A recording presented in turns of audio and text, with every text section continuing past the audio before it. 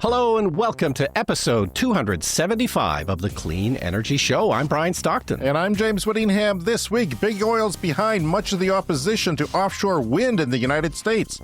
In fact, they're using environmental laws against clean energy, which is funny because I don't remember them cleaning wind turbines off of ducks after the Exxon Valdez disaster. New research suggests that riding a bicycle could reduce your risk of getting Alzheimer's disease.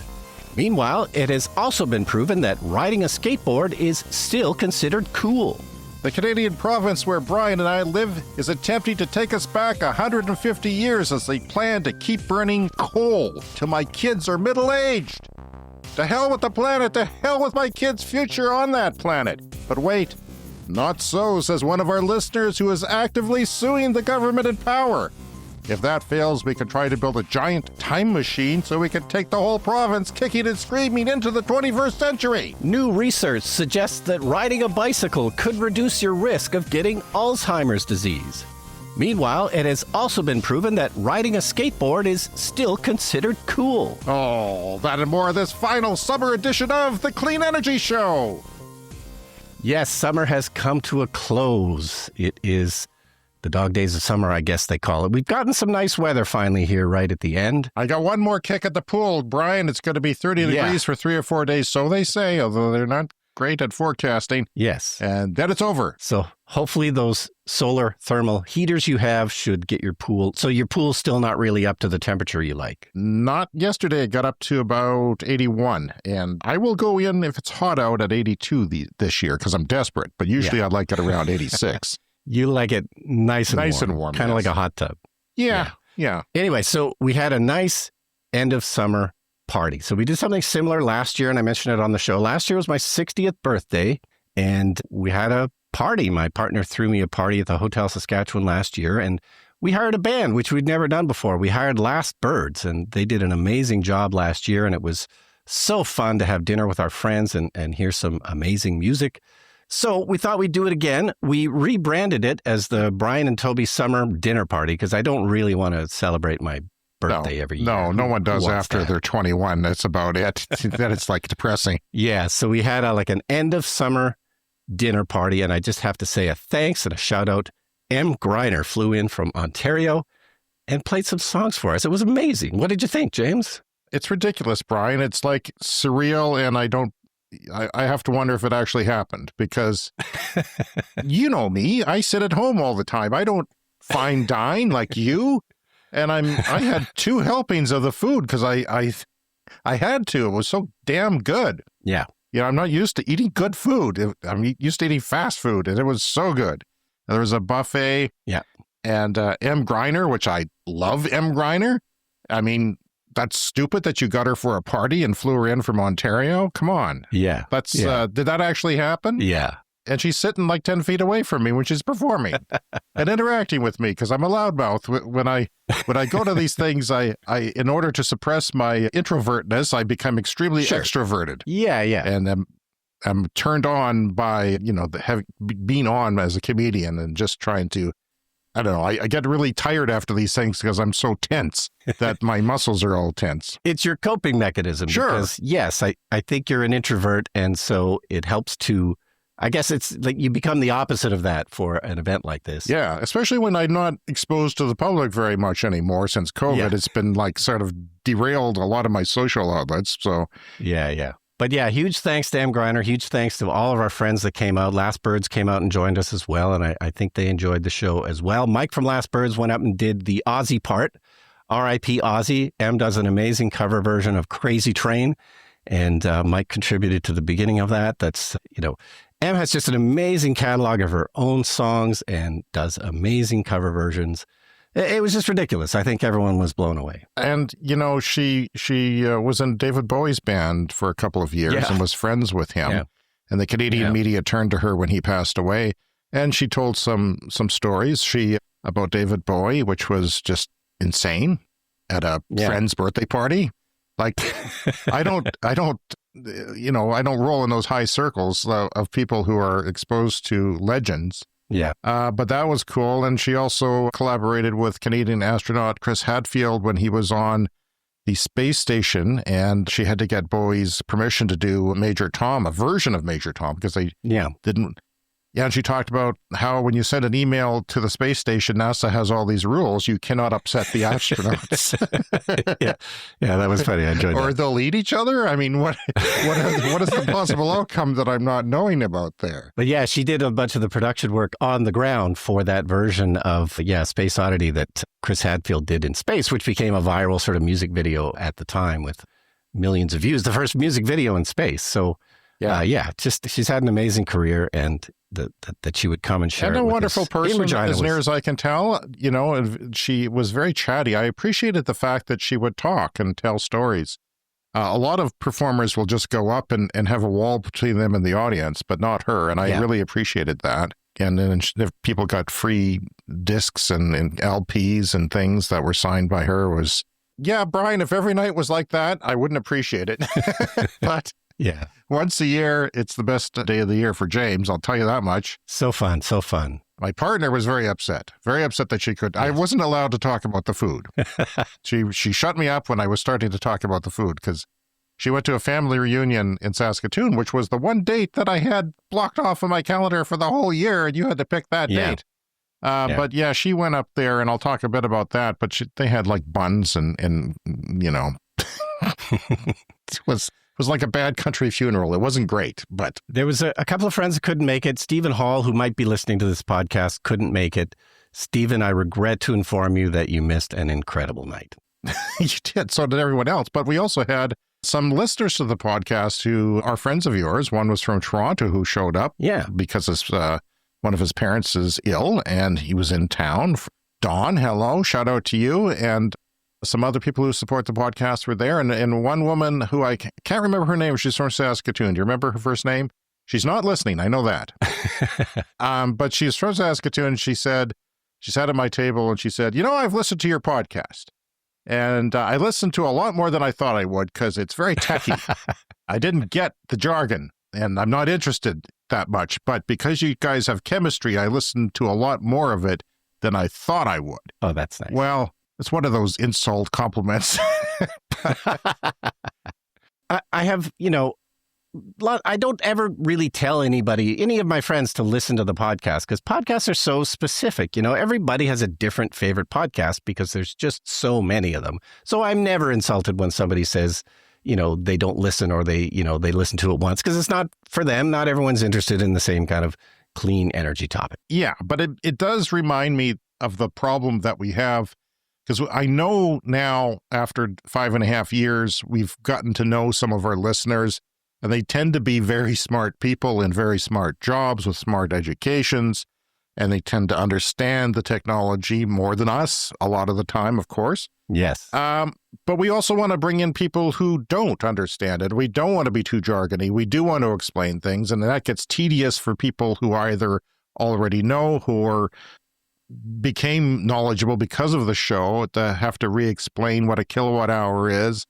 But you're going to find me doing that a lot today because that's just the way it is. It's hard to find that balance, yes, of maybe repeating things or dumbing things down too much or smartening things up too much. But hey, we do our best. So my partner went to Saskatoon, which is 2.5 hours north of us, and we have to understand that most of our listening audience is not in our country or knows where that is. And even if you're in Toronto, you probably don't know because you're ignorant. Sorry, Torontonians, but you're self-centered. It was a big deal for her because I had to cancel because of your party. I wasn't going to miss that and be like Dawn, or not Dawn, but Stephen. Stephen, yes. I had to go. It was just not something you could miss. There'll be other family reunions. Sure, some of the people will be dead, but, this is only going to happen once. And by the way, you made the right choice. With your party getting bigger every year, I think there's a trend line where you're going to be becoming like a concert promoter in 10 years. And you're going to be like shirtless with a cigar at the back of, Woodstock 2035, dealing with the toilet people to empty the portable toilets or something and yelling at them. I just can see that vision now. Yeah. Just on the trajectory you're going, because it's getting bigger every year. The next fire festival. Yeah, so she had to go up there, and we realized that I've done all the driving, or most of the driving, and our kids have done driving. And she has just become unaccustomed to driving on the highway. The muscle just hasn't gotten used. So she was kind of anxious about that. And she was anxious about the charging. And I was a bit anxious because I wasn't there. I wasn't there to monitor everything and to know. So we did some practicing and stuff. And there was a charger halfway, which she might have used because it was a high wind situation. And one of them was broken. And I looked at it on Twitter and I found that it was broken possibly since last November, or at least since April, according to the archives of PlugShare, which is an app you use to check out whether chargers are working, how they are, and all that. It's also very expensive, and I pointed that out on Twitter when I asked the Riverbend Co-op, who I did a commercial for once, a joking commercial, because I was so happy that they were supporting charging in that very important spot in our province. And they said that this power company has high demand charges. They wrote, our Davidson EV chargers come with very high demand charges from the power supplier. Even so, we are committed to offering EV charging. To help the service be sustainable, we are shifted from time-based pricing to charging per unit of energy, which is good for me because I charge slow. Yeah. If I charge slow, I would take a long time. And if you charge me for the time, it would be expensive. Yeah, sometimes, especially when EV chargers first came out, they would often charge by time, like by the minute or by the hour. But yeah, the better way to do it is by the kilowatt hour. And slowly this is sort of shifting and that's becoming the norm. So yeah, that's good that they do it per kilowatt hour. So one was working, but I was keeping an eye on it because you can keep an eye on whether they're used or not through various apps. Right. PlugShare does it, and the Flow app, which is the brand of the charger. I have both those apps, and I could see that it was getting used, and I didn't want it to be used when they got there. I wanted everything to be perfect. And it was used, but then it was unused, and she pulled in, and she was with her great aunt, who is something like 85. It was originally a birthday party for her and her twin brother, who's 85, but they didn't want a birthday party like you. They wanted they turned it into a family reunion. And she ended up, after a while, after they had enough charge, she decided, I'm going to get some ice cream. And she did. And her whole mood for the whole weekend flipped by having that soft serve ice cream at the co-op gas station there. And she was just so happy. And she was looking out, and there's pictures of this, and she's looking out at the Tesla superchargers laid out next to this non-Tesla supercharger for people like me. And somebody was icing it. And so Janice explained what icing was to her aunt, my aunt, and she was kind of interested in that. She says, oh, really? And then she was, she knew we drove an EV. She got rides on our EV, but to see actually how it worked was a eye-opening experience for her. And of course, icing is when somebody parks a gasoline car in front of an EV charger and therefore ruins it for the EV people who can't charge if your gas car is parked there. So we EV types call ICE vehicles, internal combustion vehicles, ICE vehicles. So it's just short for internal combustion engine. And that's what it was. So yeah, it worked out fine. And as she was coming back, she was using a better route planner with a dongle to sort of see what the accurate range would be, and it showed 12%. So she didn't have to stop in that stop. And unfortunately, she was coming back Sunday night when it was very busy. Everybody else was doing the same thing, and it was used. So I phoned her. I could see her on the Chevrolet app. This is kind of funny. Exactly her situation approaching, and I phoned. And as soon as I phoned, I said, don't stop. And it was just in time not to stop because she just passed the charger after that. So she didn't waste her time stopping. So that helped it go smoothly. And she ended up getting like 15% charge when she was here. She still had lots of charge left. And there was no charger at the hotel. This was the big argument that we were having for weeks now is like her sister booked a hotel months ago. And it didn't have an EV charger. She didn't think, let's book a hotel with an EV charger because my sister has an EV. She didn't think that. She's from Alberta. Didn't think that at all. But my wife wanted to spend every second she can with her sister from out of province, and her sister from out of province may not feel the same way. I don't know, but there's just not that urgency from that end. So yeah, she ended up booking the same hotel. You had to pay for parking. It was kind of an issue because they got back late. And then she ended up not seeing her sister at the hotel at all.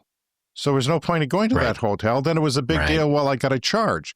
So I'm trying to make things smooth. So I find some chargers that are next to a stacked pancake house. Right. Now, that's a place where the family went after a wedding last summer in Calgary, and everybody seemed to love it. Yeah. So I said, oh, why don't you go for breakfast with some of the people at Stacked Pancake and you can charge? Nice. So she did, but it was an issue because, got there late and she charged there, worked fine. I actually started on my app. I had everything. I had a control center going here to make everything done for her, which you can do with today's technology. Yeah. Started the charger immediately. She ran off and everything worked.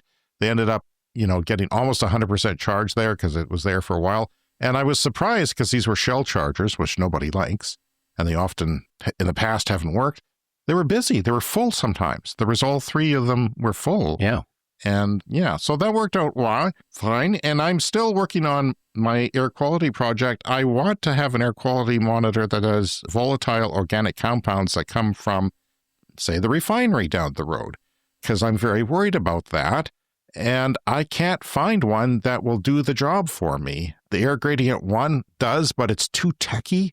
And you have to buy all this equipment. You need to be a gadget nerd and be able to do all this stuff that I can't do. And it's for a different person than me. It's not a out-of-the-box solution. Yeah. And I wanted to be able to turn off my fans.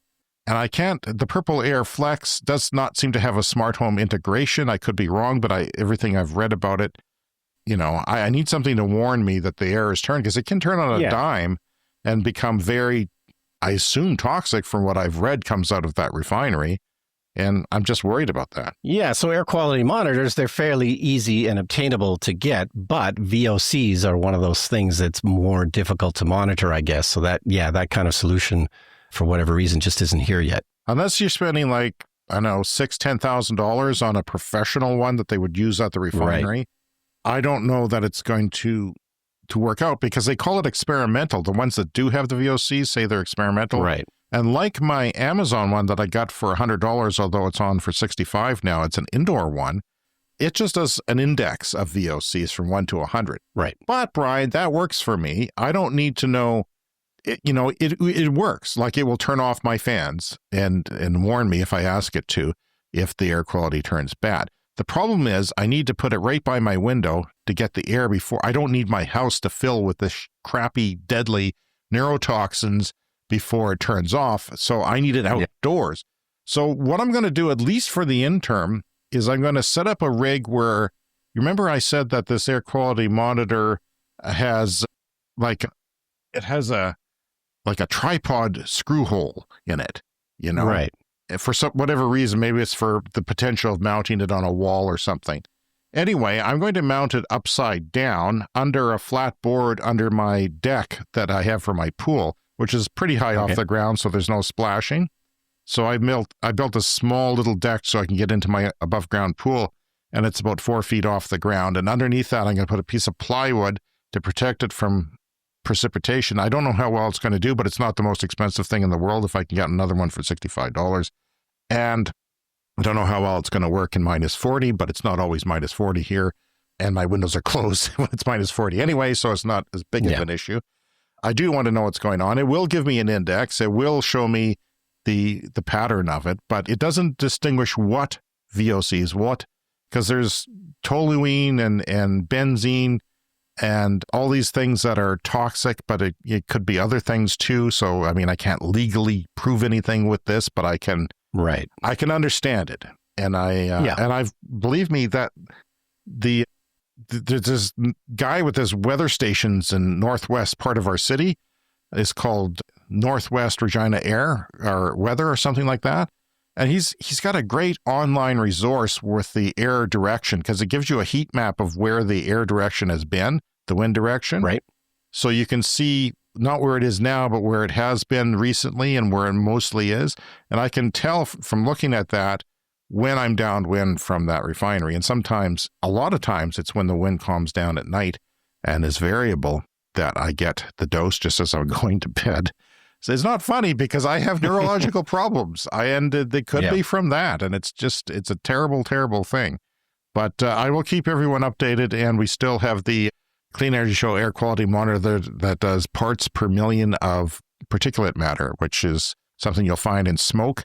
Less so from refineries, because they tend to filter it out, I'm told now, that they will filter out the particulate matter, but it's the gases that'll kill you. Yeah. And that's what I'm worried about. Well, speaking of neurotoxins, I have good news for you, James. This is from Clean Technica and new research suggests that riding a bicycle is incredibly good for your health. So this is from Harvard Health Publishing, and they write, exercising regularly, every day if possible, is the single most important thing you can do for your health. In the short term, exercise can control appetite, boost mood, and improve sleep. In the long term, it reduces the risk of heart disease, stroke, diabetes, dementia, depression, and many cancers. Human mental health may also benefit from cycling, as described recently by some new research. Previous studies have reported the health benefits of cycling, including a decrease in an individual's risk of developing specific illnesses. Now, a recent study has revealed that persons who use bicycles as their primary form of transportation may be at a lower risk of developing dementia. Cycling was associated with a 19% reduction in dementia and a 22% reduction in Alzheimer's risk. The mechanism, as reported, may be from the active exercise while navigating and balancing. Interesting. Upon examining brain scans, researchers discovered that cycling and cycling in conjunction with other modes of transportation were associated with minor increases in gray matter volume. I like gray matter. That makes your brain bigger, James. Good. Gray matter volume. I need more brain. Increase in gray matter volume in specific brain regions such as the hippocampus, which is critical for memory. There were no brain anatomy effects documented by the research for driving or non-active travel. So they seem to have proven this. This is good for your brain. Now, I started exercising in the late 90s, and I knew all of this except for dementia. That seems like a new dimension to this. Is, mental health and heart and stroke and cancer, yes, but dementia is something very different now that's being added to the mix. Yeah.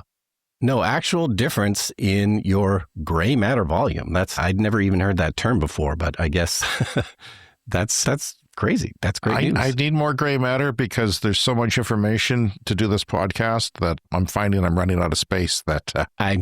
Yes, my RAM is full. I'm getting a RAM full memory error. I can't do long division anymore thanks to this podcast. It's completely full up for other things. Well, it's interesting. Exercise is a golden pill that fixes a lot of things, almost everything, if you can do it. And if you can't, then maybe just walking. Walking is good for you too. Walking is my main source of exercise. Try and do it every morning. And yeah, cycling in the summer when I can. Now, I wonder if you rode a unicycle, if you'd be even a less risk for dementia. I imagine that's probably a brain exercise just in itself. Yeah. So that guy on the unicycle, annoying as he is he's not going to get dementia, and that's going to make it even more frustrating. So there's offshore wind, as we've talked about on the show, offshore wind opposition in the United States, as there is opposition to anything good these days. I'm shaking my head. It's just ridiculous. I can't read the headlines anymore. But it's tied to big oil. Now there's a new study coming out talking about that. The east coast of the United States has some of the strongest and most consistent winds anywhere in the country.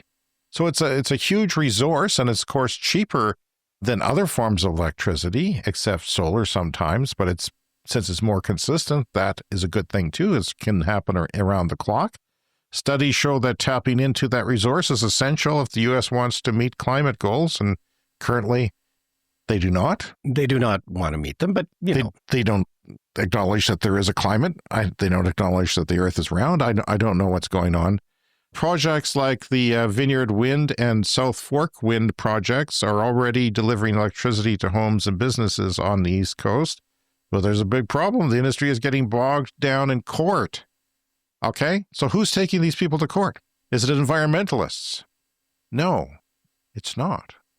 Yes. It's big oil pretending to be environmentally concerned. Yes, and there's often been misinformation about, it's bad for the fish or something like that, but that has all been disproven. So, maybe in the past there might have been an environmentalist concerned about the fish, but that is not a concern. Since 2020, when big oil became concerned that maybe there's going to be some competition for something cleaner that might save the damn planet, dozens of lawsuits have been filed against offshore wind projects in the United States.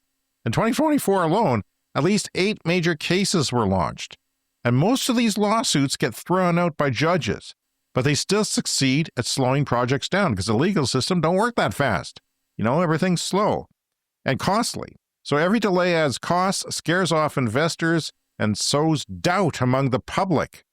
Many of these lawsuits claim turbines will kill whales, destroy fisheries, or hurt tourism along the coast. But the science, as you said, Brian Stockton, tells a completely different story.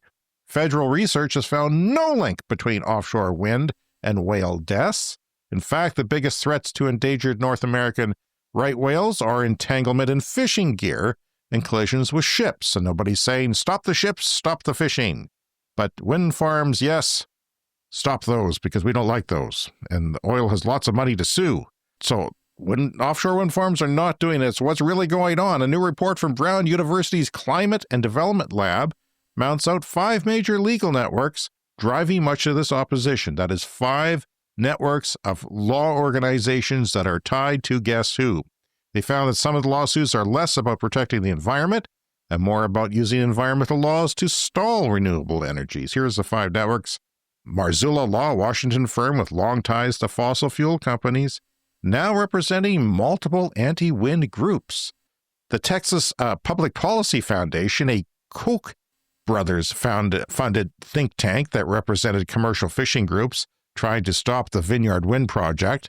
They told the fishermen, the fishers, the people that it's going to harm your fishing, so they get on board. They lied.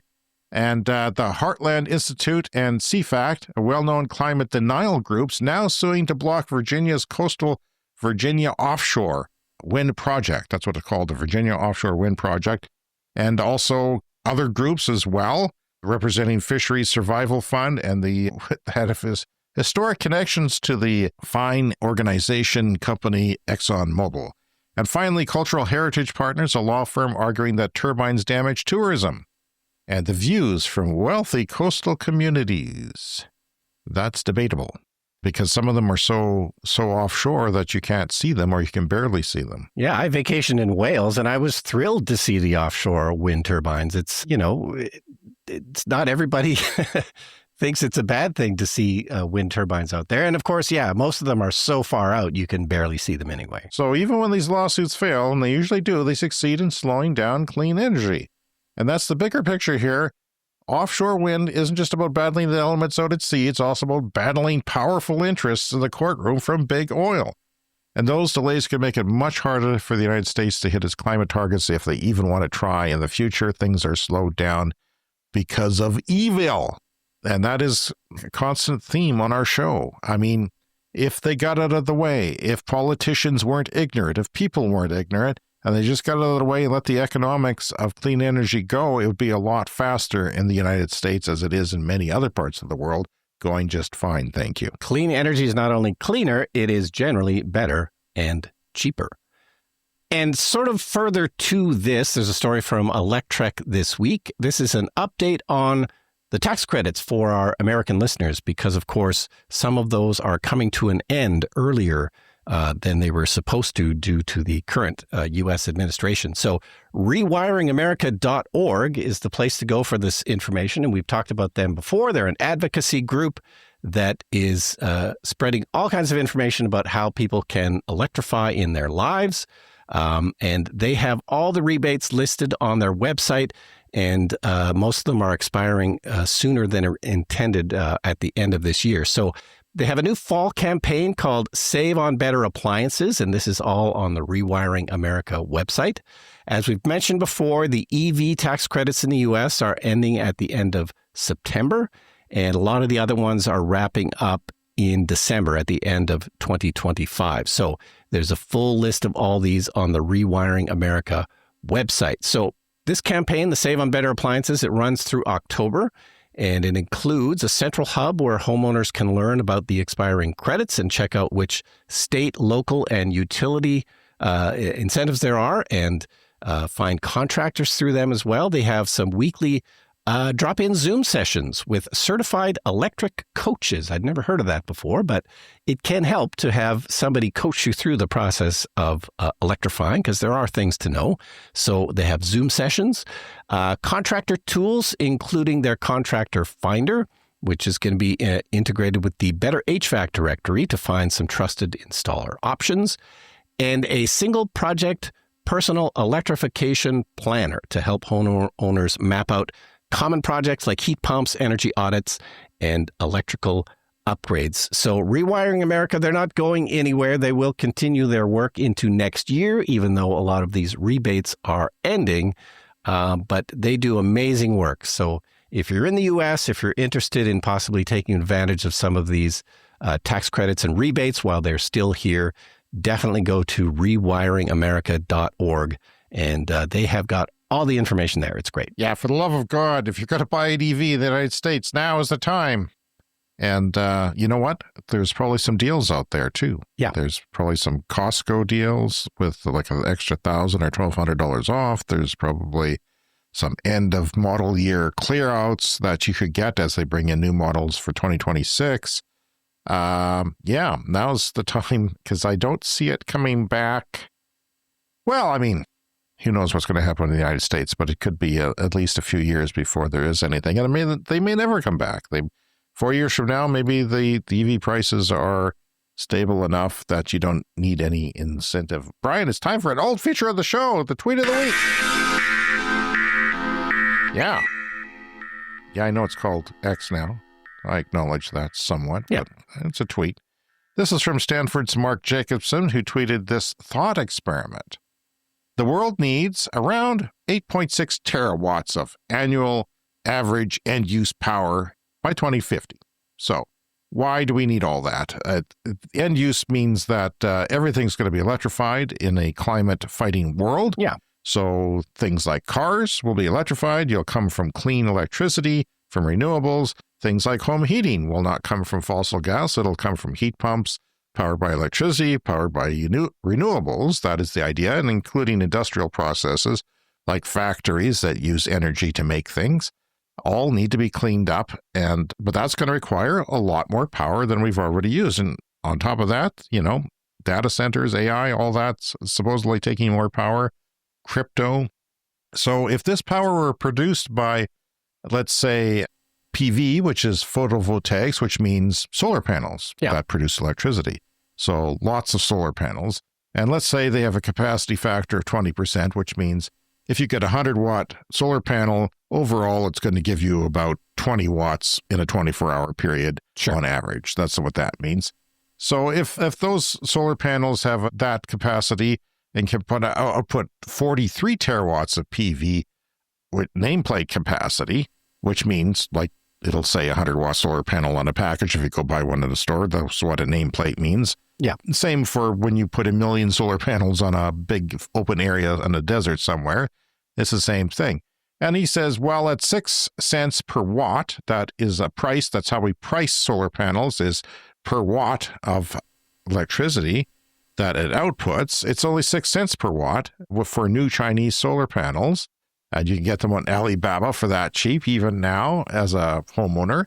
And he says that's only $2.58 trillion to power the world.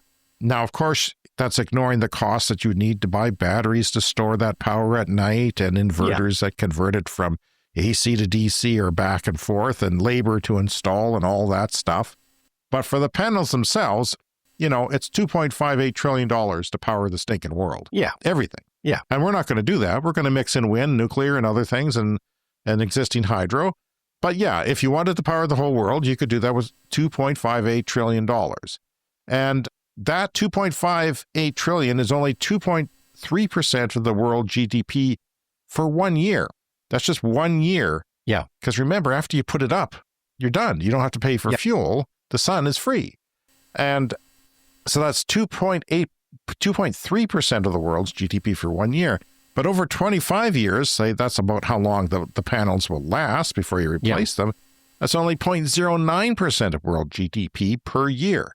So 0.09%, like less than 1.1% of GDP to solve climate change. So it's the stuff we talk about from day one on the show, and people just don't get that. 2.58 trillion, sure, that's a lot of money. But when you talk about the world economy, no, it's not a lot of money. $1 trillion is mentioned in, country budgets all the time. Everyone's, most of the major countries in the world, they're operating on $1 trillion of budget. And those are amazing numbers because 2.3% of the world GDP for 1 year. Like it's not that much money. let's get into the mailbag. Listener mail, letter from Pierre. Hello. Following a request in one of your recent podcasts, I wanted to share how charging works in Europe. We also have free apps and charging cards that aggregate different charging providers for electric vehicles. For example, there's ChargeMat, Fresh Miles, Shell Recharge, ChargePoint. But one of the most useful tools is an app called Charge Price. You simply enter the charging station you want to use along with the percentage of charge you plan to add, and the app calculates the cost with the different charging cards you own. This way, you can always choose the most cost-effective option for charging your session. Cheers from Pierre. Thank you so much. We love to hear what's going on in the rest of the world. We don't always know everything that's going on in Europe. Obviously, we try to keep tabs on things, but yeah, that's great to know. They're just basically a little bit more advanced in Europe in terms of these sort of third-party type charging networks. Yeah, in North America, it's been a Tesla game for, they've been first to the market and dominated the market. And they have their own supercharger network on highways where you can, and in cities where you can charge. And that's all you people with your Teslas like you, Brian, have to worry about is just going to the Tesla network. But we're starting to see, like Europe, a lot of non-Tesla EVs on the road. And I certainly saw a great deal of them in Vancouver and in the greater Vancouver area on the west coast of Canada. And it was very interesting to see all those people. But then for people like me who has a non-Tesla EV, you have to worry about the different brands because there's not just one network for non-Teslas. If there was, that would be great. But I also use Tesla. I've used it on my trip. No, and the one problem that comes up occasionally is you might be somewhere where there's no cell service. You can't get a signal on your cell phone. So how do you get the charging started if it works through a cell phone app? So here in Canada, I managed to use basically just the Flow network because the Flow will start a BC Hydro charger. It will start a ChargePoint charger. It will start a Shell charger now as well, although I opted to use my app just to make sure. But I had a little credit card that you can use from Flow to hold up to the machine with a chip in it that will start the machine as well. That was the backup. So yeah, and I put out a request to say, this is what it's like in Canada. There is ChargePoint and other things as well. But sometimes the networks sort of overlap. You can use one to start other networks as well. So they all team up to do that. But it's not perfect, and it's getting better. And I predict in a few years that, they're working on an open protocol in North America so that you could just plug in and charge no matter where you are, and it'll read your car. And once they standardize that sort of communication between the car and the charger, then everything becomes super easy to do, and I can't wait for that day to happen. But right now, I've got a folder on my phone with all these different charging apps, and I have managed to do pretty well, though. It gets better every year, but it never moves quite as fast as we want it to. So we've got some letters held over from last week's, and this one goes way back to when we were recording the show in late July the last time, so it's really held over. This is from Glenn, who's a local listener to our show and supporter of our podcast because he contributed greatly to the Clean Energy Show Air Quality Project. He says, I hope you're enjoying your vacation, James. My summer plans were cut short by the decision of the provincial government here to extend the burning of coal from 2030 to 2050. They were supposed to get rid of it across Canada by 2030. They've had that deadline for some time, and they said, I don't think there's anything else other than coal to burn, so we're just going to, instead of setting up solar panels in one of the best countries in the world, the best areas of the Northern Hemisphere to do it, we're not going to do it. So he says, I have devoted the last 6 weeks to voluntarily organizing a new court action for climate by asking the court to judiciously, I can say this most times, I promise you, I can't, asking the court to judiciously review the coal decision. So we think the decision is unreasonable and unlawful. I agree. We will be in court for a first appearance back on Tuesday, August 12th. Had I been around, I might have gone to that. I think one of these days I'm going to show up in court and see what's going on there. He's got some more information and some links. He says, all the best. Glenn, Glenn Farms, he does a lot of things. He's an environmental lawyer. He's a hero to me. I think this is one of the people doing such great work that where would we be without them? So in June 2025, the province that we live in here in Canada announced that it would continue coal power generation all the way to 2050. To hell with anything else. They don't come out and say they don't believe in climate change, but they really don't give an F about it. Yeah. So even though it had previously promised to end it by 2030, the CPJ and co-applicants are saying no more coal power in Canada. They have a youth climate activist who I think is 12 years old.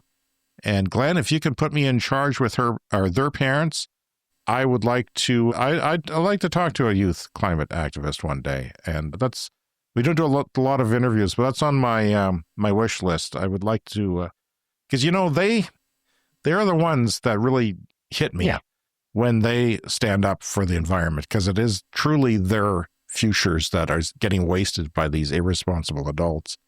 The co-applicants are saying no more to coal power in Canada. We must do the following: defend democratic due process. The decision lacked public consultation. That's for damn sure. Adhere to Canadian and international law. We have obligations under the Paris Agreement and the Federal Clean Electricity Regulations Act. Uphold Canadians' charter rights. We have a right to security of the person, including the future generations and youth. Preserve the integrity of the Earth's climate. Canada has a historical responsibility to stop the ongoing climate crisis. And Glenn, we are honored to have you as a listener to our podcast. 15 young climate advocates aged 8 to 17 on Friday sued the state of Wisconsin in a related story over its pro-fossil fuel policies.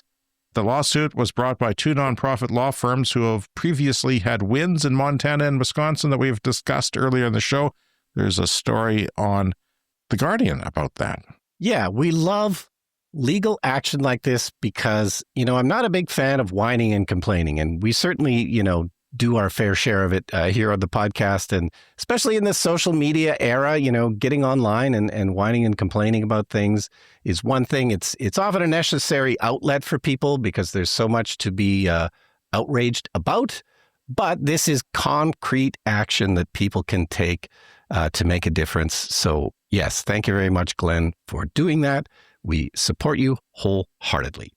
All right. If you want to contact us here, it's cleanenergyshow@gmail.com. You can leave us a voicemail, speakpipe.com/cleanenergyshow. And of course, our Patreon page, which has additional content, and you can join and support the show there if you wish. Yeah, if you join our Patreon today as a paying member, you get access to exclusive Patreon episodes, and you can support us for as little as $1 a month.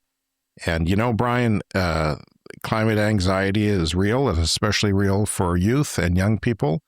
But the solution, as I've said before in the show, and other people have realized, is actually doing something.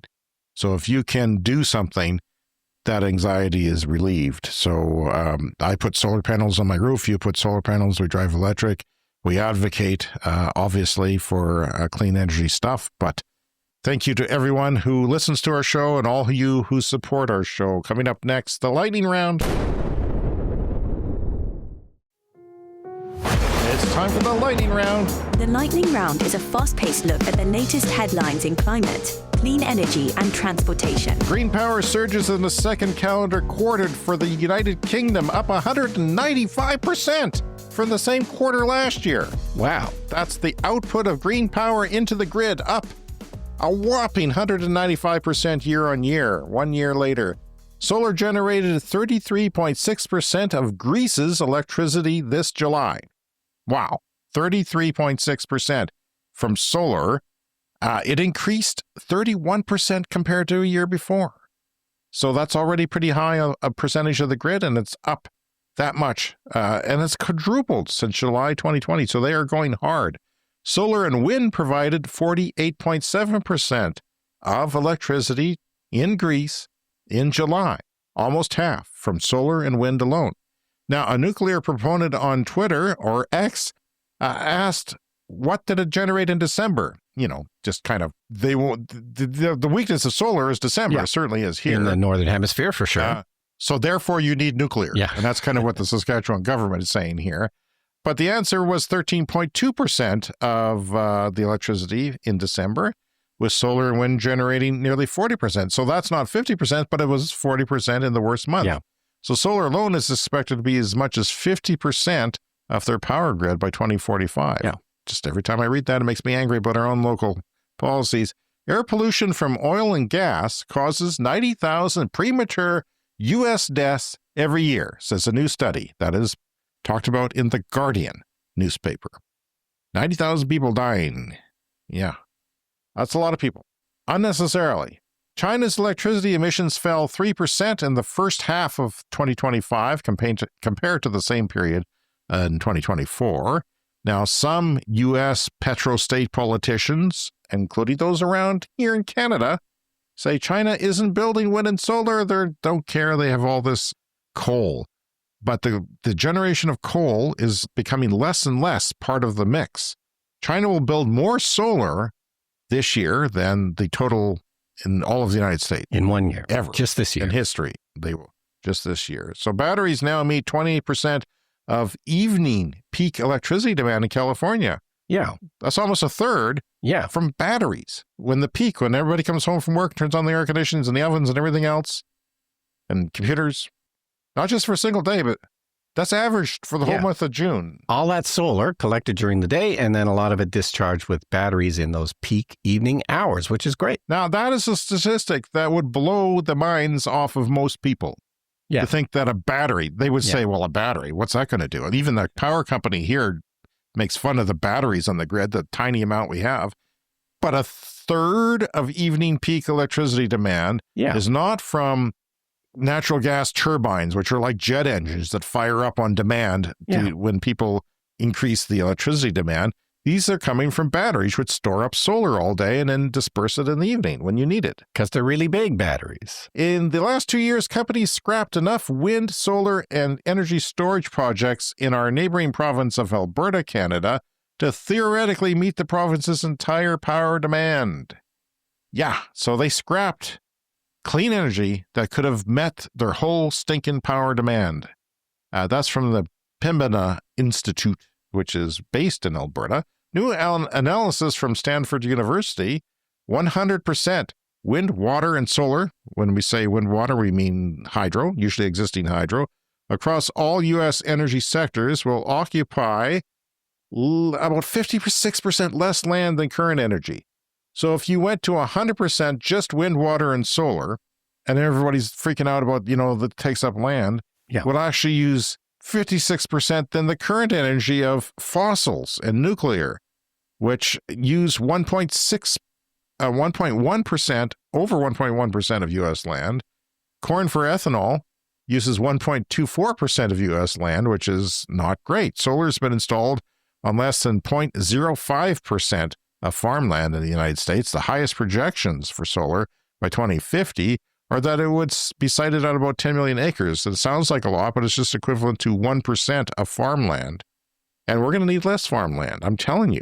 Yes, the physical footprint of fossil fuels is huge and generally speaking bigger than what we would need for clean energy. As we have alternatives to dairy and meat, especially dairy's for sure because it's actually happening, we're going to need less farmland for agriculture in North America, so it's not going to be a big deal at all. It's time for a CES Fast Fact. A solar PV panel, that's a normal solar electricity panel, provides 20 to 25 times the energy as land with a bioenergy crop on it. So if you have ethanol coming from a crop, so you can make a fuel for a combustion engine, it requires 20 to 25 times the energy. From a per land use, per square whatever of your land, the solar panel is 20 to 25 times more than a crop from bioenergy, which are highly criticized now. Once were seen as maybe a solution 25 years ago. On second thought, it's not. It's not a good solution at all. Although some people will argue it for aviation fuel in the meantime before we have something else to take over.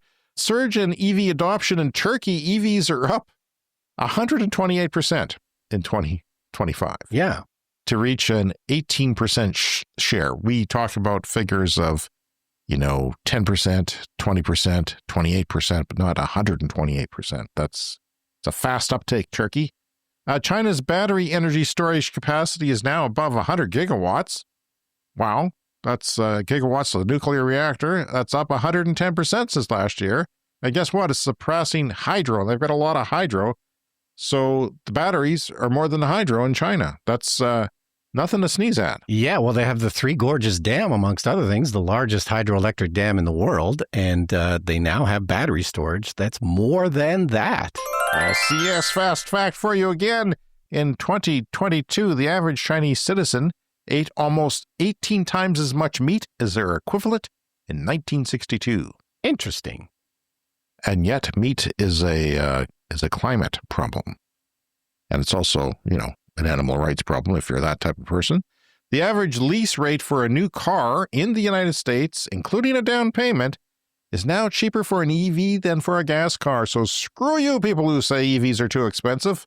And Brian, speaking of meat, Beyond Meat is rebranding as Beyond. The company's strategic pivot is meant to underscore its clean plant protein bona fides and to get investors and consumers back on board after meat lobby advocacy. The meat people freaked out whenever there's competition to an existing thing, even if it's bad for the planet. Yeah, they start doing bad things, including disinformation campaigns, which painted the sector as ultra-processed and unhealthy. Beyond Meat and those similar, the other one, what's it called? Impossible Meats. Maybe not sell yourself as a meat. Maybe sell yourself as a protein-based or a plant-based patty or something. Yeah.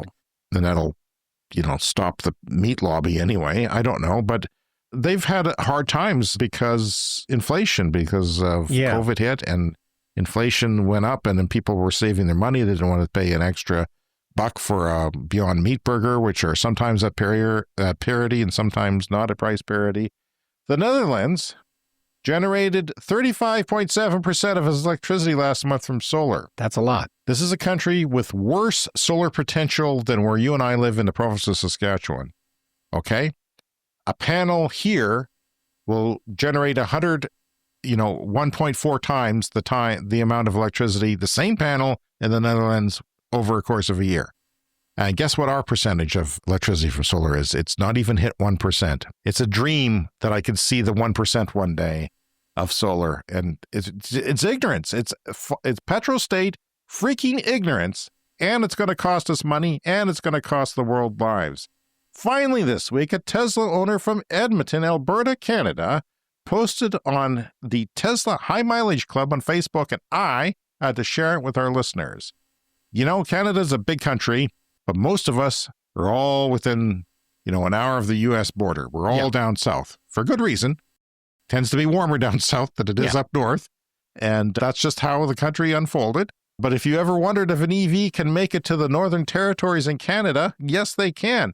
Now, the Northern Territories are what? The Yukon, the Northwest Territories, and Nunavut. Yes. There is barely a small town of people between all those places. Or, it's like 50,000, 60, I don't know what it is, but it's not that many people. And this vast amount of land that is there. So, of course, you would say, there's no EV chargers up there, James. There's no people. Vast land, frigid, cold, barely trees in some places once you get far up north to the Arctic. But yes, they can, he says, because he did it.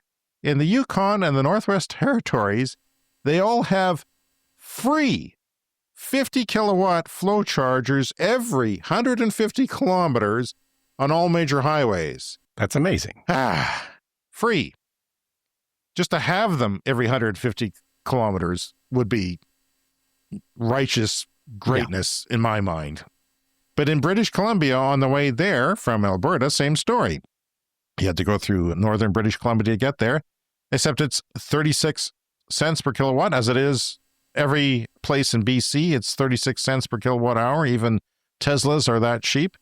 And this is what pisses me off about Saskatchewan, Brian, because that charger in Davidson, 85 cents a kilowatt hour, because our fossil fuel happy grid, which charges our retail customers 15 to 20% more than BC on average, let's say. Well, it's 2.3 times the amount of money for charging, because they don't give an F about charging. They don't care about, things that aren't fossil fuels. But that's beside the point. And I'm angry about that. But in British Columbia, just 36 cents, which is cheap. It's really good price to charge your car. You could probably do it for $15 or $20 to fill it up. 25 at most if you're driving a bigger vehicle. They even have propane-powered 50 kilowatt chargers in the far north just to have coverage because there's no power grid everywhere. That's one of the challenges. So they have a little propane. I tried to put a picture of it here. It's there. There's little solar panels on. There's probably a battery in there, and there's probably a propane generator that charges up the battery as necessary, but it's not used that much, I don't imagine. So, but at least it's there, and they make it possible to drive up there. And I'd love to do that someday. It'd be a challenge, but the charging wouldn't be. Ironically, it would be finding hotels and dealing with mosquitoes. They said, I have some charging costs, as there's next to no Tesla network up there because they're driving a high mileage Tesla, and it's almost entirely hydropower except between BC and the Yukon, and where there's some remote generating stations to cover it. This car of his, this Tesla Model S, I believe, is 740,000 kilometers on the odometer. Wow. So, yeah, the batteries on these things don't last more than 2 years. Well, no, don't listen to your family members at Thanksgiving. They're wrong. Highly recommended for the scenic views and the chill drive. We went to eat while charging most places, and they would say, be sure to get gas before leaving. It's always a long way between the stations for gas. And we would reply, no need. We are driving electric, and there's lots of charging along the way. And they would look so confused, as I imagine they would. But perception is not what it is. It's completely different usually. And that is amazing that you can go there. Talk about Saskatchewan being a remote, sparsely populated place. That's really sparsely populated. And they got it covered. It shows that it can be done if you have an urge to do something. I have always wanted to visit the Northwest Territories, and that is wild that I could drive there in an electric car. And maybe I'll do that someday. All right, that's our show. You can contact us, cleanenergyshow@gmail.com.